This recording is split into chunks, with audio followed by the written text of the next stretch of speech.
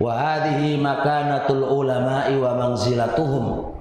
Inilah posisi para ulama dan kedudukan para ulama. Lakin la yulzamu min dzalika taqlidu qawlihi mutlaqan. Ini Masya Allah kedudukannya para ulama, akan tetapi tidak diwajibkan atas kita untuk taklid terhadap ucapan dia secara mutlak. Nggak boleh taklid. Memang ustadz itu luar biasa dalam diri kita, alim minal ulama, luar biasa. Akan tetapi kita punya poin yang baru nih, kita nggak boleh taklid kepada mereka. Apa itu taklid? Apa itu taklid? Antum Pak yang umur 39, apa itu taklid Pak? Ikut-ikut aja Pak. Ikut kambing gimana Pak? Mana ikut kambing ya? Apa definisi taklid? Apa definisi taklid? Tuh kan ada jawab? Ikut-ikut ya. Yang pakai kacamata saya tanyain, nggak ada kacamata? Bukan kacamata, bukan kacamata, enggak lah. Nah itu belakang itu atau pakai kacamata tuh, ya apa itu taklid? Ittiba'u man laisa bi hujjatin bila hujjatin. Ingat taklid ini, ngikuti orang yang tidak hujjah tanpa hujjah. Ustadz hujjah? Jawab teman-teman. Ustadz hujjah? Hujjah nggak? Duh kok diem semuanya? Hujjah apa enggak Ustadz? Hah? Bukan. Kok sungkan banget sih? Enggak gitu loh. Takut. Enggak hujjah. Anak Ustadz loh, tapi aku enggak sungkan kok. Anak enggak hujjah. Ya memang enggak hujjah mau dapat ini. Mau kita manusia, enggak nabi. Gitu ya? Paham? Enggak usah sungkan. Santai aja. Ustadz hujjah enggak? Enggak. Syekh alim minal ulama hujjah apa enggak? Tidak. Berarti kalau kita ngikuti ustadz, ya, yang ustadz itu enggak hujjah, tanpa ustadz itu mendatangkan dalilnya, lalu kita ikuti, berarti namanya apa? Taklid. Tapi kalau ngikuti ustadz, tapi ustadz itu mendatangkan dalilnya, paham ya? Mendatangkan dalilnya, lalu Anda ngikuti bukan ngikuti ustadz, tapi dalil yang disampaikan ustadz. Apakah namanya taklid? Tidak, enggak taklid itu. Jadi taklid itu ada 2 poin. Ngikuti orang yang dia bukan hujjah dengan tanpa hujjah, itu namanya taklid. Udah diingat-ingat, jangan sampai menghalangi kepada kita untuk tidak ikut dikarenakan keutamaannya. Jangan sampai menghalangi kepada kita menasihati ustadz atau ngasih masukan ke ustadz dikarenakan keutamaan-keutamaannya. Jangan. Keutamaan sendiri berdiri, tapi kita beragama kepada Allah bukan karena ustadz, bukan karena alim minal ulama, tapi karena dalil yang harus kita beribadah kepada Allah Subhanahu wa ta'ala karenanya. Bisa dipahami ya kawan? Kita harus tempatkan masing-masing pada tempatnya. Ustadz tempatnya di mana? Dimuliakan, diagungkan, karena dia memiliki keutamaan dari kita dan Allah menyanjungnya. Tapi penempatan ini jangan dipahami berarti kita harus ikut semua yang dikatakan oleh ustadz. Paham? Walaupun tanpa dalil, itu nggak boleh. Itu berarti Anda menyalahgunakan sebuah perkara dan Anda tempatkan bukan pada tempat-tempatnya. Bisa difahami insyaallah? Baik. Apa alasannya? Kita sebutkan ya kawan. Allah Subhanahu wa taala berfirman, "Ittabi'u ma unzila ilaikum mir rabbikum." Apa arti ittabi'u? Ikutilah ma unzila ilaikum, apa-apa yang diturunkan kepada kalian. Berarti kita diperintah oleh Allah Subhanahu wa taala ngikuti siapa? Ngikuti Al-Qur'an dan ngikuti As-Sunnah. Kita harus ngikuti dalil Al-Quran, Sunnah, Ijma' ala qaul sahabi. Al-Quran, Sunnah, Ijma', Qiyas, qaul sahabi ala ra'yin. Kelima atau keenam apa itu? Istishab. Qaul yang ketujuh istihsan. Ini namanya maratibul adillah menurut ilmu usul. Al-Quran, Sunnah, Ijma', Qiyas, qaul sahabi ala ra'yin. Keenam al-istishab. Ketujuh al-istihsan. Ini adalah maratibul adillah. Balik intinya apa? Kita disuruh oleh Allah. Yang nyuruh siapa ini? Allah. Yang nyuruh Allah, Allah menyuruh kita untuk mengikuti di dalam beribadah kepada Allah Subhanahu wa taala. Kita ikuti dengan dalil. Kita beribadah kepada Allah Subhanahu wa taala, melarang memerintah beribadah harus memakai dalil. Qala Abu Hanifah, berkata Imam Abu Hanifah. Lihat Abu Hanifah. La yahillu, tidak halal. Li ahadin, untuk seorang pun, ayyakhudha biqaulina, dia mengambil ucapan kita. Enggak halal seseorang itu mengambil ucapan kita, malam ya'lam, selama dia tidak mengetahui, min aina akhadnahu, dari mana kami mengambil dalil atas ucapan tadi. Lihat Abu Hanifah. Kalau posisi saya ini Abu Hanifah nih, contohnya nih, saya gambarkan dengan contoh. Saya ini Abu Hanifah, contoh ya. Terus saya mengatakan begini, saya mengatakan minum dengan tangan kiri itu adalah nggak boleh. Deal ya, deal. Antum sebagai orang lain ini nggak boleh, nggak halal, nggak boleh Anda bertaklid kepada saya, yaitu Abu Hanifah. Antum nggak boleh kola, nggak boleh antum makan dengan tangan kiri. Kenapa? Karena Imam Abu Hanifah tadi ngomong nggak boleh makan dengan tangan kiri, nggak boleh, nggak halal itu. Sampai antum tahu dalil yang saya katakan, dalil yang saya jadikan pijakan. Selama kita nggak ngerti dalil yang dijadikan pijakan Abu Hanifah, Anda tidak halal menukilkan dan bertaklid kepada Abu Hanifah. Paham nggak ini, Pak? Siapa yang ngomong ini? Ayo, Abu Hanifah jelasin omongannya. Jadi kita jangan sampai menukilkan pendapatnya Ustadz, membawakan pendapatnya Ustadz. Apalagi ini Abu Hanifah loh. Masa Ustadz dengan Abu Hanifah jauh beda. Tapi saya pahamkan dulu ini, nggak halal bagi kita membawakan pendapatnya Ustadz tanpa Anda ngerti dari mana pendapat itu muncul. Apa alasannya? Dari sisi apa dia begini? Jadi jangan ada orang, loh kamu gini nggak boleh, kan Ustadz kan melarang nggak boleh. Loh dalilnya Ustadz melarang.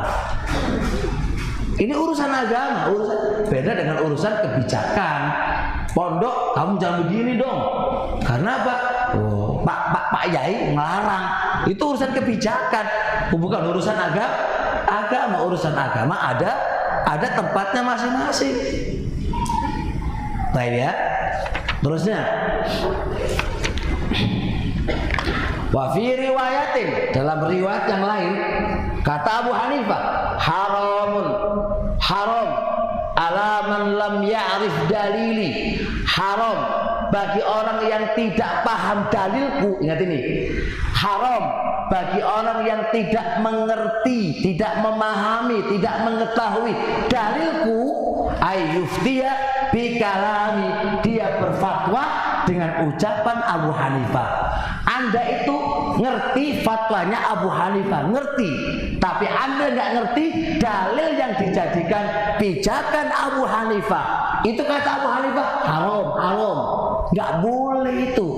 Antum harus tahu dalil apa yang menjadi pijakanku itu apa. Bisa dipahami oleh Pak? Nah, dan ini ingat, ini bukan meremehkan para ustadz, bukan. Justru ini memuliakan ustadz-ustadz kita, biar ustadz-ustadz itu ya tahu kalau memang ini adalah pendapat saya nggak punya dalil, kalau nggak diikuti itu kemuliaan bagi kamu, karena kamu nggak mendatangkan dalil kan, makanya nggak diikuti, itu kemuliaan. Justru kalau antum diikuti tanpa mendatangkan dalil, malah bahaya kamu nanti.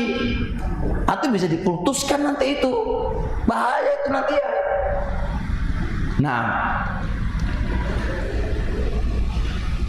qala Imam Malik rahimahullah, berkata Imam Malik rahimahullah ta'ala, kata beliau, innama ana basyarun, sesungguhnya aku adalah manusia, usibu wa ukhti'u, terkadang aku salah, terkadang aku benar.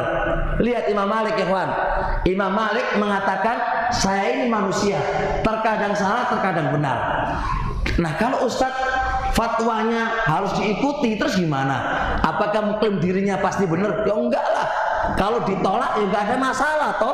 Karena apa? Karena namanya fatwa itu bisa salah bisa benar kan.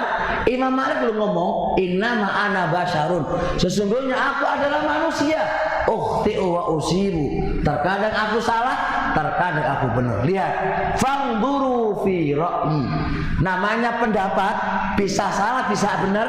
Fangduru, sebelum Anda ambil, ingat, sebelum Anda ambil, fangduru, lihat dulu di dalam pendapatku itu. Jangan langsung diambil, jangan langsung diambil pendapatku.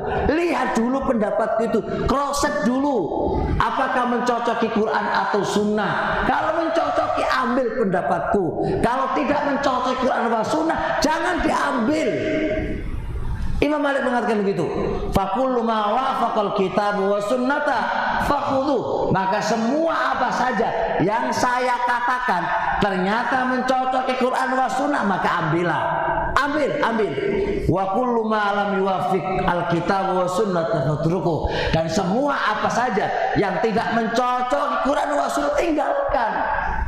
Ini pelajaran penting yang harus kita ketahui.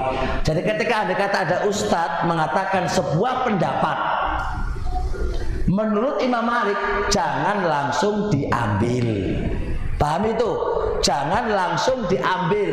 Terus gimana? Lihat dulu, cek dulu pendapatnya ustadz ini mencocoki Quran ataukah sunnah, mencocoki apa enggak, atau bertentangan dengan Quran dan sunnah. Dilihat dulu. Berarti jelas, kalau langsung diambil gimana coba? Enggak, pokoknya ini adalah ucapan ustadz kita. Apalagi kayak ini adalah pendapatnya Ustadz Khalifullah, di ustadz kita. Siapa? Gak boleh gitu. Contohnya kalau ada kata begitu. Nah, Al-Imam Ahmad rahimahullah ta'ala berkata, Imam Ahmad ini, la tuqallidni. Imam Ahmad mengatakan, kamu jangan taklid kepadaku. Pernah enggak? Sampai kenapa saya begini nih?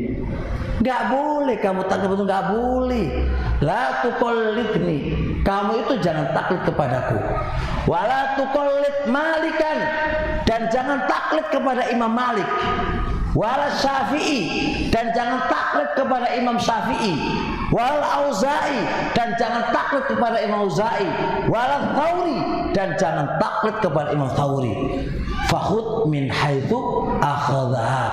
Jadi Imam Ahmad mengatakan kamu jangan taklid kepadaku, jangan taklid kepada Imam Malik, jangan taklid Syafi'i, Auza'i, Thawri. Apakah Malik, Syafi'i, Auza'i, Thawri marah-marah? Gak marah-marah. karena apa yang dikatakan oleh Imam Ahmad itu benar, makanya nggak marah-marah.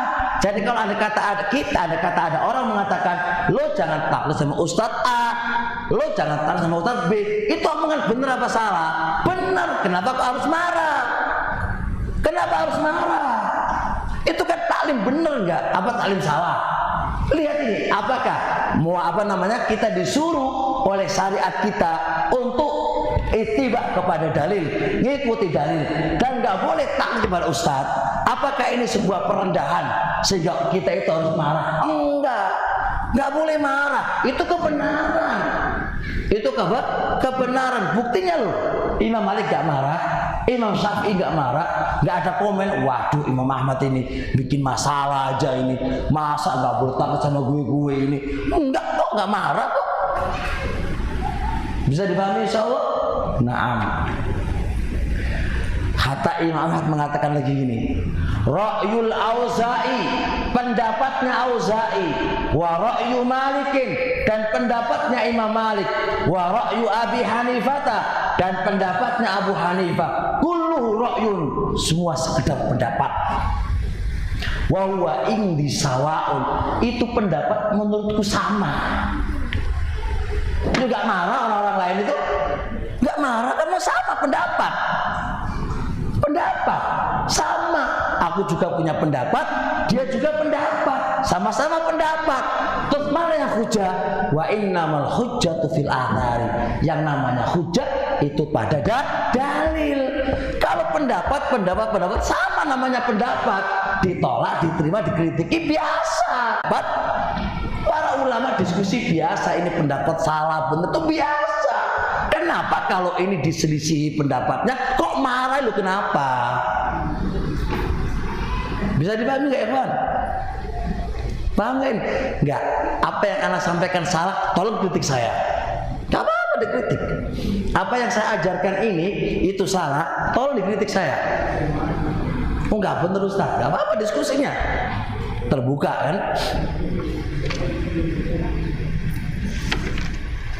Terusnya,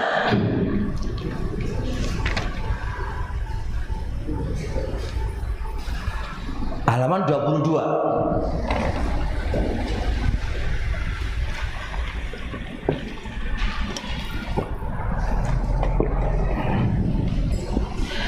Qala Ibnul Jauzi rahimahullah, berkata Imam Ibnul Jauzi rahimahullah, fi talbis iblis, di dalam kitab Talbisu Iblis.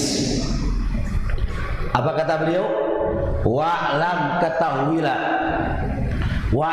ketahuilah anna umuma ashabil madhahibi, bahwasanya mayoritas ashabil madhahib, pemilik madhab. Ya biasalah, madhab Syafi'i, Hanbali, Maliki, rata-rata itu apa? Ya'dhumu fi qulubihim asyakshu, ada pengagungan seseorang di dalam hati mereka. Ya jelas, kalau antum mengikuti madhabnya Syafi'i, pasti ada pengagungan di dalam dirimu Imam Syafi'i. Kalau aku ikut mazhab Maliki, ada pengagungan di dalam hati kamu Imam Malik. Begitu seterusnya. Tapi lihat, yang masalahnya apa? Lihat masalah. Kalau sudah ada pengagungan, ingat, kalau ada orang itu teragungkan di dalam hati kamu, kalau sudah ada pengagungan seseorang di dalam hati kamu, lihat, fayattabi'una qaulahu, maka mereka akan mengikuti pendapat orang yang diagungkan tadi, min ghairi tadabburin bima qala, tanpa memikirkan yang dia katakan itu dalilnya apa. Maka kalau kayak begini keadaannya, antum melihatnya kepada orang yang mengatakan, tapi lihatlah kepada apa yang dia katakan. Kalau Anda melihatnya apa yang dia katakan itu bisa tertolak, bisa diterima karena butuh dalil yang mencocokinya. Tapi kalau melihatnya kita kepada orangnya, sesat teman sesat. Ingat, kalau kita melihat kebenaran itu kepada orangnya, ingat ini, anak ulang lagi supaya kita paham.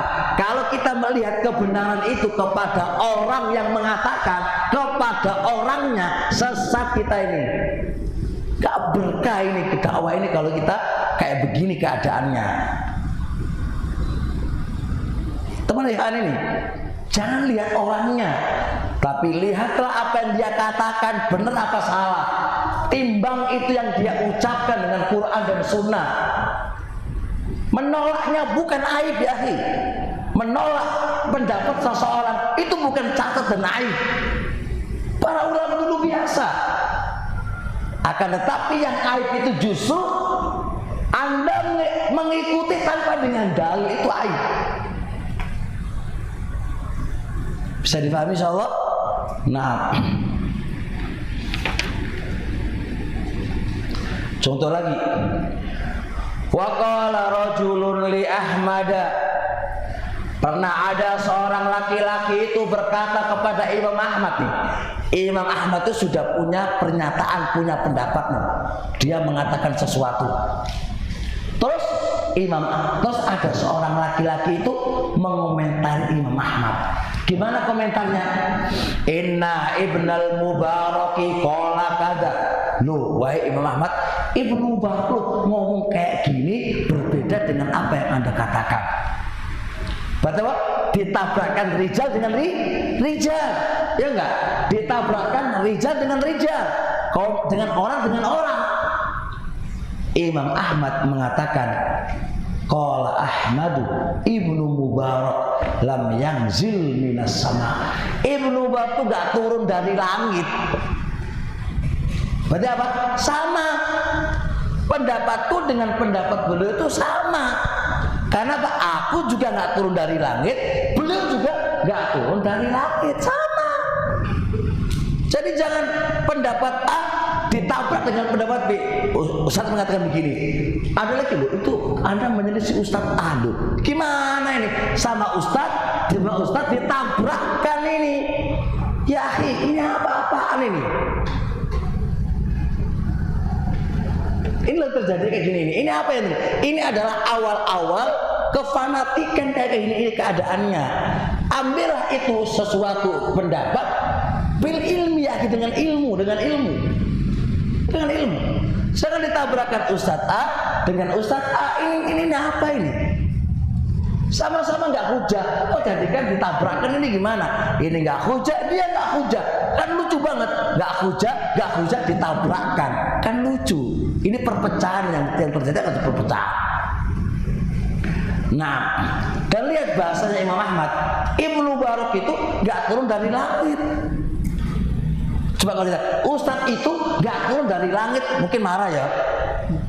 Orangnya marah, mungkin orangnya kamu melecehkan dia loh. Gimana kok langsung ujuk-ujuk dikategorikan melecehkan? Nggak bisa gitu itu. Bukan namanya peleceh, biasa gitu itu. Lihat ini, Ra'i Mubarak, Ra'i kan biasa begitu, nggak ada masalah toh. Nah begitu ya kawan. Nah, qala Imam Ahmad lagi, min boiki ilmi rajul, termasuk sempitnya ilmu laki-laki itu. Termasuk sempitnya ilmu seorang laki-laki itu apa? Jikalau dia hanya taklid kepada seorang laki-laki. Justru kalau kita taklid sama si Atok, ya ilmu itu sempit, gak guna ilmu itu, gak berkembang ilmu itu. Kenapa? Karena Anda hanya taklid kepada seseorang saja, gak berkembang. Ya sudah, gak usah baca dalil tuh, gak usah belajar usul fikih. Wong ikut aja, sudah ikut aja.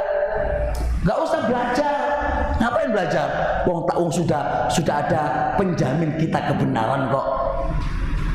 Kalau kebenaran itu sudah ada jamin, sama aja dengan bikin KTP apa gitu kan, sudah masuk surga gitu kan. Enak tenang, enak beneran itu dengan beli KTP apa udah masuk ke surganya Allah Subhanahu wa taala. Baik, terusnya.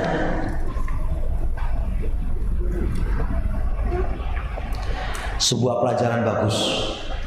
Sama kasusnya seperti tadi, Imam Ahmad itu punya pendapat, terus ditabrakkan dengan pendapatnya Ibrahim ibnu Adham. Imam Ahmad punya pendapat itu, terus ditabrakkan dengan pendapatnya Ibrahim ibnu Adham. Imam Ahmad marah-marah. Qala Ahmadu waqa'na fi bunyatit tariqi. Kita ini sudah jatuh di penyimpangan jalan. Kita sudah melenceng ini kita ini. Coba lihat. Jadi kalau apa pendapatnya Imam Ahmad terus ditabrakkan dengan apa? Ibrahim ibnu Adham. Itu aja Imam Ahmad mengatakan apa? Kita ini sudah melenceng kita ini. Fi bunyatit tariq. Kita sudah di pinggir jalan, melenceng kita ini. Sudah enggak lurus lagi kita sudah. Ini coba lihat Imam Ahmad. Ini Imam Ahmad kan. Kayak pernah kasus saya di majelisnya Syekh Mubil saat itu. Satu masalah pengkafirannya Imam Qaradawi rahimahullah ta'ala. Pengkafirannya Imam Qaradawi.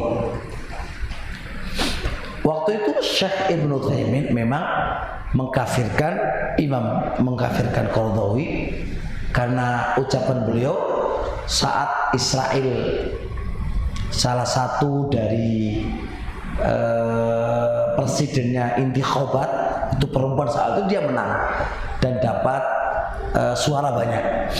Kata Qaradawi, andai kata Allah itu turun di Israel, tentunya pilihan suaranya nggak sebanyak dengan pilihan suara si presiden ini.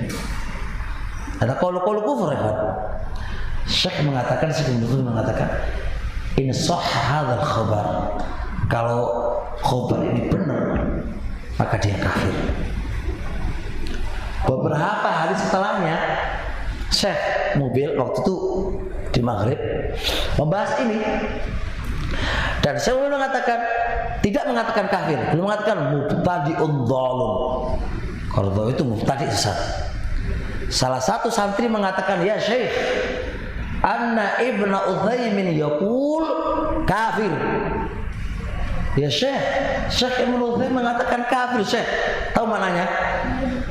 Ucapan Syekh Ibnu Utsaimin diadu dengan apa? Ucapan Syekh Ibnu Utsaimin. Ditabok, saya langsung marah, gebrak apa meja. Ini nggak benar ya kan? Jadi ucapan ustadz jangan ditabok dengan ustadz yang lain, tapi dalil. Gitu loh. Ucapan alim ulama tabrakan dengan dalil, bukan alim. Kenapa kok begitu? Karena masing-masing nggak hujah. Paham ya? Masing-masing nggak hujah, jangan ditabrakkan. Yang lain tak ada dalil, dalil menabrak, bukan ucapan ustadz menabrak. Karena siapa? Sama-sama manusia, sama-sama nggak dalil. Bisa dipahami nggak ini? Nah ini hati-hati teman-teman, kadang-kadang nggak bener ya dana ini, nggak ngerti aturan mainnya ini. Teman-teman nggak ngerti aturan mainnya. Jadi Ustadz Fulan punya pendapat ini ditabrak-tabrakan Ustadz begini, Ustadz gimana Ustadz? Ini apa ini? Ini ngejak tengkaran kan gitu. Ngejak tengkaran itu. Yang salah siapa ya? Orang-orang itulah. Yang anak-anak harus bawa ini yang membuat apa? Bikin masalah. Pelajaran bagus. Ibnul Jauzi mengatakan, Masya Allah, at-taqlidu lil akabiri afsada al-aqaidah. Taklid kepada senior, ingat ini, taklid kepada senior itu bisa merusak akidah. Perhatikan nih, ucapan Ibnul Jauzi rahimahullah, at-taqlidu, taklid kepada senior itu bisa merusak akidah. Kenapa kok muncul ucapan ini? Pada sebuah kasus terkait dengan warisannya Jad. Warisannya Jad. Jad itu dapat warisan berapa kakek. Nah, di situ ada dua pendapat. Antara pendapatnya Abu Bakar dan pendapatnya Zaid ibnu Thabit. Dan itu berbeda. Maka Ahmad ibnu Hanbal rahimahullahu taala memilih pendapat siapa? pendapat senior ataukah pendapat junior? Pendapat junior yang diambil oleh Imam Ahmad rahimahullah ta'ala adalah pendapat Zaid ibnu Thabit, tidak mengambil pendapat siapa? Abu Bakar As-Siddiq. Lalu beliau mengatakan begini, falau kana, maka andai kata kebenaran itu letaknya di senior, lakana ittiba'uhu lis-shadiqi aula min Zaid. Tentunya ngikuti Abu Bakar itu lebih layak dibandingkan ngikuti Zaid ibnu Thabit. Bisa dipahami ya kawan? Terus kenapa Imam Ahmad itu kok gak memilih Abu Bakar? Karena dipandang oleh Imam Ahmad yang ada pada Zaid ibnu Thabit itu mahuda dalil, bersamanya adalah dalil. Masya Allah. Terus lagi, Qala Ibnu Aqil rahimahullahu taala, berkata Imam Ibnu Aqil rahimahullahu taala fi usul Ibnu Muflih, beliau mengatakan begini, min akbaril afati, termasuk paling besarnya musibah, min akbaril afati, termasuk paling besarnya bencana. Apa itu? Al-ulfu, dia merasa tenang, lima qolati man salafa, terhadap ucapan pendahulu dia, awis sukun, atau dia tenang, ila qaulin mu'adzamin finnas, atau dia tenang kepada pendapat orang yang diagungkan di dalam jiwanya. Itu musibah besar itu. Jadi dia ulfu, nyaman, tenang dengan pendapat orang yang sebelumnya, dengan pendapat orang-orang yang mulia di hatinya. Itu tenang. La bidalilin, tenangnya itu bukan karena dalil. Perhatikan nih, tenangnya itu bukan karena dalil, tapi tenangnya ya karena diagungkan. Dia itu mulia di sisiku, dia itu wah di sisiku. Itu masalah justru itu. Fawa a'dhamu ha'ilin 'anil haq. Semisal ini adalah sebab paling besar terhalangnya kebenaran. Kebenaran itu akan terhalangi kalau kita sudah semisal ini. Wa balwa yajibu mu'alajatuha, wa balwa yajibu mu'alajatuha, dan ini balwa, musibah yang wajib untuk diobati. Ini balwa yang wajib untuk diobati. Bisa dipahami insyaallah? Anak ulang lagi. Salah satu termasuk paling besarnya bencana. Bencana ini Pak, bencana paling besar, bencana ini apa itu? Tenang, nyaman dengan pendapat orang yang diagungkan tanpa lihat dalil, tanpa lihat dalil, tanpa lihat dalil. Harusnya kita pakai dalil, nyaman dengan dalil, bukan nyaman dengan orang. Kalau pendapat itu nyaman dengan orang, hancur ini agama, hancur agama ini. Nah, ya insyaallah.